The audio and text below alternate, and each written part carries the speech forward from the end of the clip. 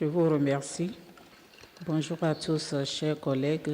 Je voudrais pour commencer m'acquitter du devoir de remercier très sincèrement les organisateurs de cette rencontre et pour l'invitation qui m'a été accordée.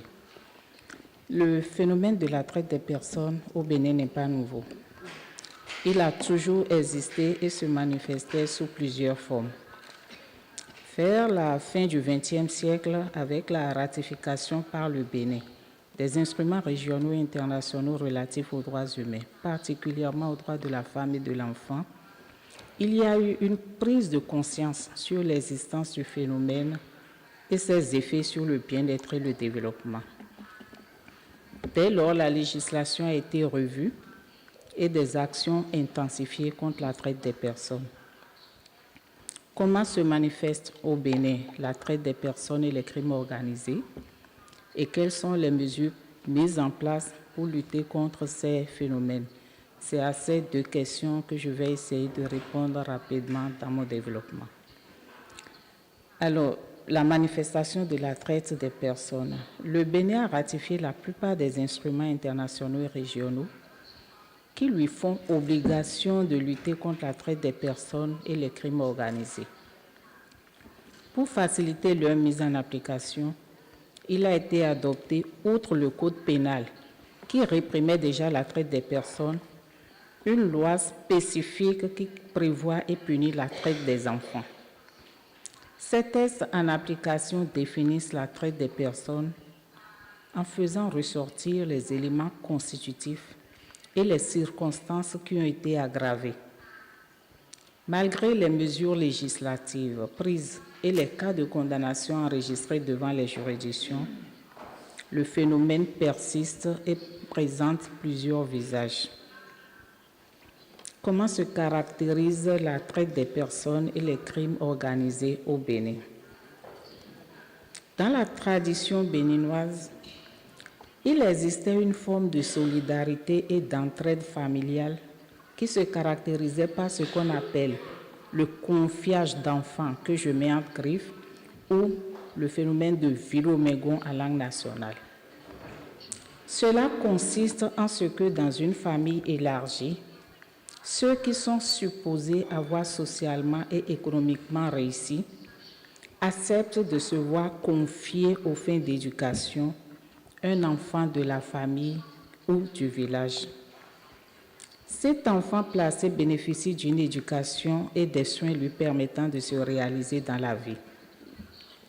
Mais au fil du temps, avec l'urbanisation, la formalisation du travail, l'augmentation de la pauvreté monétaire et non monétaire, le besoin d'aide à domicile, le phénomène de Vilomégon a dévié vers la traite et l'exploitation des enfants et des jeunes, particulièrement des jeunes filles. Ainsi, il s'est développé un circuit de traite des personnes avec des acteurs à différents niveaux. Comment se présente ce circuit de la traite des personnes? L'observation de la pratique, appuyée par des recherches, ont montré qu'il existe un circuit interne, un circuit transfrontalier et un circuit international. Dans le circuit interne, le déplacement des enfants et des jeunes, surtout des jeunes filles pouvant servir d'aide à domicile, se fait des zones rurales vers les zones urbaines. Dans le circuit transfrontalier, il s'agit d'une forme d'émigration souvent clandestine vers les pays voisins ou autres pays africains. Dans ce cadre, le Bénin est autant un pays de départ, un pays de transit qu'un pays de destination. Et la clandestinité est facilitée par le défaut de pièces d'identité chez les personnes concernées et la porosité des frontières. Dans le circuit international, on note qu'il se développe depuis un temps un circuit clandestin de traite des jeunes, particulièrement des femmes, en dehors de l'Afrique vers les pays du Golfe. À la traite s'ajoute l'immigration clandestine vers les pays de l'Afrique du Nord, puis de l'Europe. La différence entre la traite et l'immigration est que dans la traite, La personne en déplacement, généralement à la recherche d'un emploi, est souvent trompée par sa naïveté, par des gens bien organisés en circuit de traite des personnes qui lui promettent un bon travail avec un bon revenu dans un pays développé. Beaucoup sont pris au piège et c'est à destination qu'ils découvrent la réalité et la souffrance qui leur sont infligées. Dans l'immigration clandestine, c'est plutôt l'illusion d'une vie meilleure à l'étranger qui pousse le candidat à l'immigration à se donner les moyens d'une expédition périlleuse.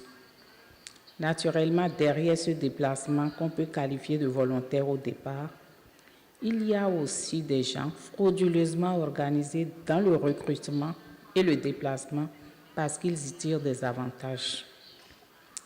Maintenant, quels sont les différents acteurs qu'on note dans le phénomène de la traite des personnes? Les acteurs se retrouvent également à divers niveaux, au niveau local, au niveau national, continental et international. Dans la traite des enfants au départ, il y a malheureusement les parents qui, dans un contexte de ménage polygamique, avec un nombre élevé d'enfants, sous le prétexte de la pauvreté, ça a été évoqué tout à l'heure par ma collègue de l'Angola, donc sous le prétexte de la pauvreté, ces parents décident de faire travailler très tôt des enfants en espérant tirer profit de leur travail. Ainsi, ils confient des enfants à de tierces personnes, non plus pour être scolarisés, mais pour travailler contre une rémunération qui leur est envoyée. Parfois, même avant de laisser partir l'enfant, il y a des parents qui exigent par avance un montant correspondant à un temps de travail. La deuxième catégorie d'acteurs est constituée des intermédiaires et des transporteurs. Ce sont ces intermédiaires qui se chargent du déplacement de l'enfant ou de la jeune fille dans un lieu inconnu des parents aux fins de travail. C'est eux qui négocient le salaire en prenant des commissions chez l'employeur. C'est encore eux qui collectent parfois le revenu envoyé au village avec des possibilités de détournement. Dans le cas de la traite internationale, ce sont les intermédiaires qui constituent les dossiers de voyage, s'il y a lieu, et parfois avec de faux papiers. À la fin de cette chaîne des acteurs, il y a bien entendu les personnes qui accueillent et qui exploitent, c'est-à-dire les prétendus employeurs. Face à ce phénomène, quelles sont les mesures prises au Bénin pour lutter contre la traite et les crimes organisés? Ces mesures sont d'ordre législatif, éducatif, organisationnel et diplomatique. Sur le plan législatif, en dehors du code pénal, il y a eu, comme je l'ai dit tantôt, une loi spécifique qui réprime la traite des mineurs et les protège. Cette loi a élargi le champ de définition de la traite en y incluant le recrutement, le transport, le transfert, le déplacement, l'accueil ou l'hébergement d'un enfant aux fins d'exploitation, quel que soit le moyen utilisé. L'exploitation comprend toutes les formes d'esclavage ou de pratiques analogues, la servitude pour dette et le servage, ainsi que le travail forcé ou obligatoire, l'utilisation des enfants dans les conflits armés ou pour des prélèvements d'organes, l'utilisation lors d'enfants aux fins de prostitution, de production d'œuvres pornographiques ou de spectacles pornographiques, l'utilisation lors d'enfants aux fins d'activités illicites, les travaux qui, de par leur nature et les conditions dans lesquelles ils s'exercent, sont susceptibles de nuire à la santé, à la sécurité, à la moralité de l'enfant ou de le livrer à lui-même. La loi a également prévu des sanctions. Je laisserai le soin à ma collègue d'évoquer les sanctions prévues par la loi ainsi que les mesures institutionnelles. Pour ce qui est des mesures éducatives, l'enseignement de base est désormais gratuit au Bénin pour tous les enfants dans les écoles publiques. Malheureusement, il n'a pas été mis en place un mécanisme pour contraindre effectivement les parents à scolariser les enfants et à les maintenir à l'école jusqu'à l'âge de 14 ans, comme l'exige la loi sur l'éducation. Il y a les ONG et les institutions laïques et confessionnels qui font beaucoup d'efforts pour accompagner la scolarisation des enfants, leur maintien à l'école et lutter contre la traite.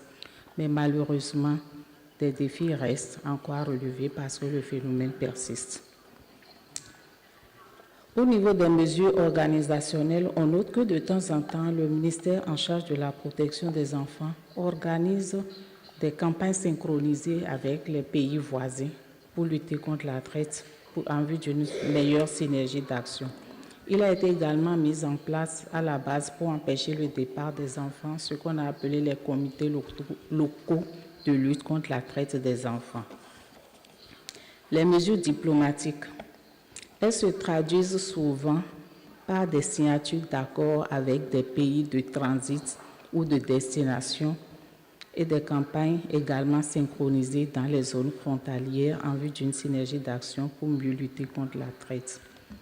Et le dernier accord bilatéral qui a été signé dans ce cadre, c'était entre le Bénin et le Gabon, qui est un pays de destination des enfants béninois. Et cet accord a été signé le 9 novembre 2018 passé.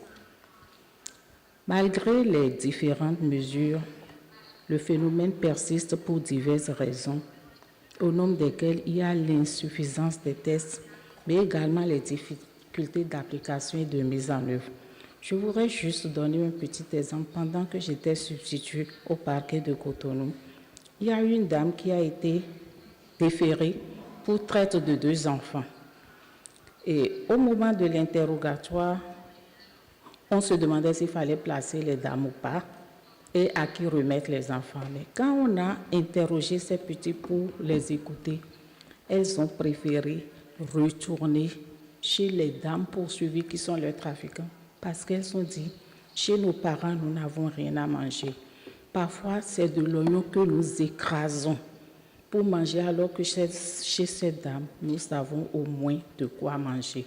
Donc cela constitue également des difficultés qui font que malgré la loi, il n'est pas aisé pour le juge de faire une rigoureuse application de cette loi. Je voudrais pour finir juste citer également une autre difficulté pour raison de temps. Et ma collègue reviendra certainement sur des points que je n'aurais pas évoqués. Il s'agit de la question de l'état civil dans nos pays africains. Comment est-ce qu'on peut protéger un enfant ou une personne sans acte de naissance, c'est-à-dire qui n'a pas une existence juridique, qui n'est rattaché à aucun moment? Quand on sait que la loi dit qu'avant d'autoriser même le déplacement d'un enfant dans les pièces à constituer, il faut un acte de naissance, alors que dans les pays de l'Afrique au sud du Sahara, nous avons encore parfois 40%, jusqu'à 40% d'enfants qui ne sont pas enregistrés à l'état civil. Et même parmi les enfants enregistrés, il y en a dont les parents ne vont pas prendre les actes de naissance. Alors je m'interroge, comment est-ce qu'on peut vraiment lutter contre la traite des enfants si on ne règle pas cette question de l'état civil? Et c'est sur cette interrogation que je m'en vais conclure en plaidant pour l'accompagnement des États africains, particulièrement ceux au sud du Sahara, dans la résolution de la question de l'état civil. Je vous remercie de votre attention.